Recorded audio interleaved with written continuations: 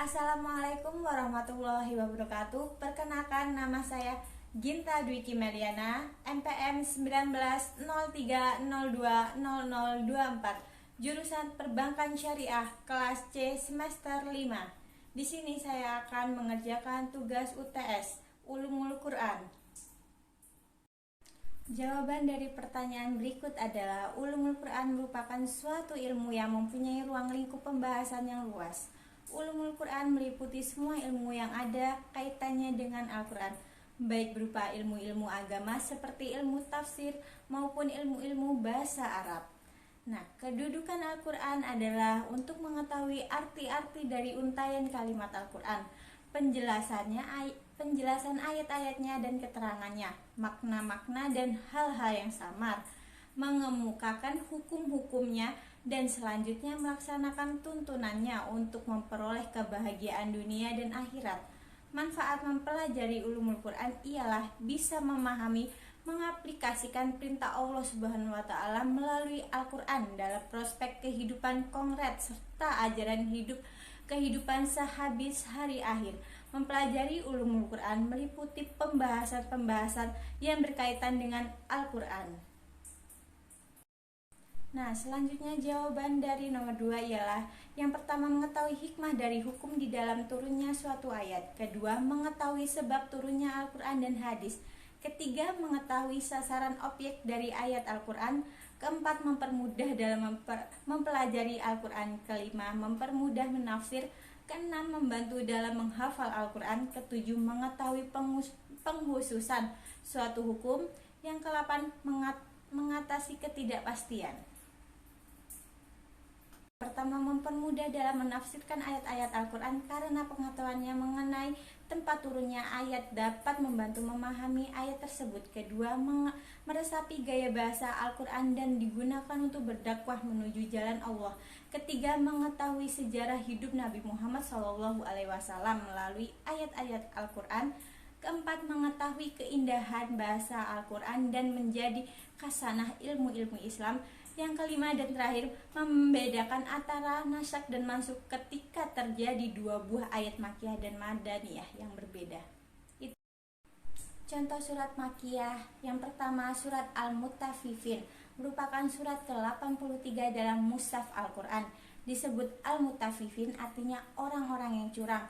Asbabun nuzul surat-surat yang Mutaffifin ini diantaranya adalah surat Al-Mutaffifin yang bercerita tentang orang-orang yang curang. Yang dimaksud orang-orang curang dalam surat ini sudah dijelaskan dalam hadis yang diriwayatkan oleh An-Nasai dan Ibnu Majah dengan sanad yang sahih yang bersumber dari Ibnu Abbas bahwa ketika Rasulullah SAW sampai ke Madinah, diketahui bahwa orang-orang Madinah termasuk orang-orang yang paling curang dalam menakar dan menimbang. Maka Allah menurunkan ayat-ayat ini sebagai ancaman kepada orang-orang yang curang dalam menimbang dan menakar. Setelah ayat-ayat tersebut turun, orang-orang Madinah menjadi orang-orang yang jujur dalam menimbang dan menakar. Kedua, surat Al-An'am. Surat Al-An'am diturunkan oleh Allah dengan 165 ayat-ayat yang diturunkan di Mekah.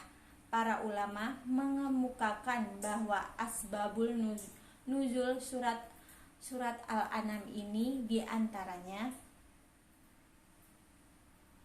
meriwayatkan dari Murrah dari Abdullah ibnu Mas'ud yang mengatakan bahwa surat Al-An'am diturunkan dengan diiringi oleh 70.000 malaikat.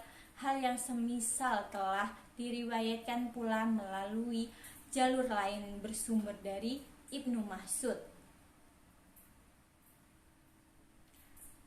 Selanjutnya, Ibnu Mudawwaih meriwayatkan dari Imam Tabari, dari Imam Ibrahim ibnu Nailah, dari Ismail ibnu Umar, dari Yusuf ibnu Atiyah dan Ibnu Aun, dari Nafi, dari Ibnu Umar yang mengatakan bahwa Rasulullah SAW bersabda, surat Al-An'am diturunkan kepadaku sekaligus diiringi oleh 70.000 malaikat. Dari mereka terdengar suara gemuruh karena bacaan tasbih dan tahmidnya. Contoh selanjutnya surat Madaniyah. Yang pertama surat Al-Anfal ayat 72. Asbabul nuzulnya adalah sebab-sebab turun semua ayat, namun tidak semua ayat memiliki asbabul nuzul. Kadang Allah menurunkan tanpa sebab musabab.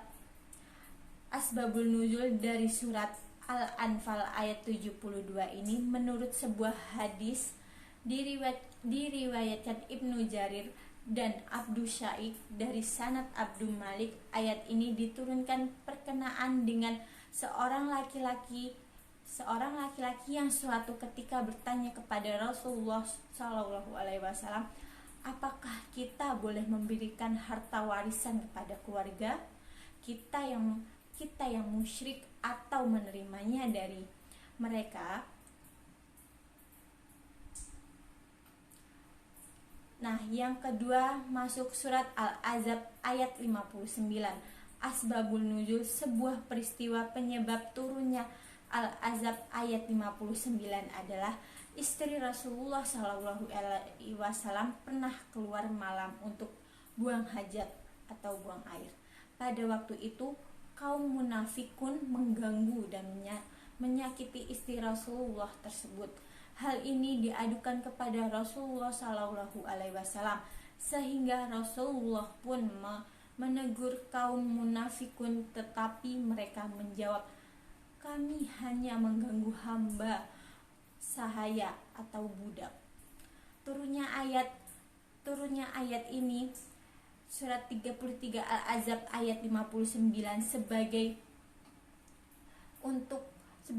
perintah Allah untuk berpakaian tertutup agar kaum muslimah berbeda dari para budak.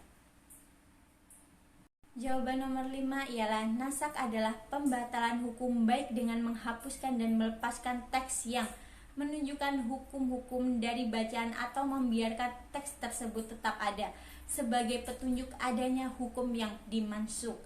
Nah, mansuk artinya yang dihapuskan, yaitu hukum dalil syar'i atau lafaznya yang dihapuskan. Nasik dan mansuk adalah merupakan salah satu dari pembahasan ilmu Al-Quran. Persoalan yang tidak menerima interpretasi, akan tetapi banyaknya ayat-ayat Al-Quran yang secara lahiriah mengidentifikasi adanya kontradiksi antara ayat-ayat yang satu dengan yang lainnya. Hal tersebut tidak ada petunjuk yang jelas. Nah, itu tadi adalah jawaban dari nomor 5. Berikut tadi adalah jawaban dari pertanyaan-pertanyaan yang diberikan. Terima kasih sudah menonton video ini, dan jika saya melakukan kesalahan dalam pembuatan video, saya mohon maaf, dan kepada Allah saya mohon ampun. Terima kasih sudah melihatnya. Saya akhiri. Wassalamualaikum warahmatullahi wabarakatuh. Terima kasih.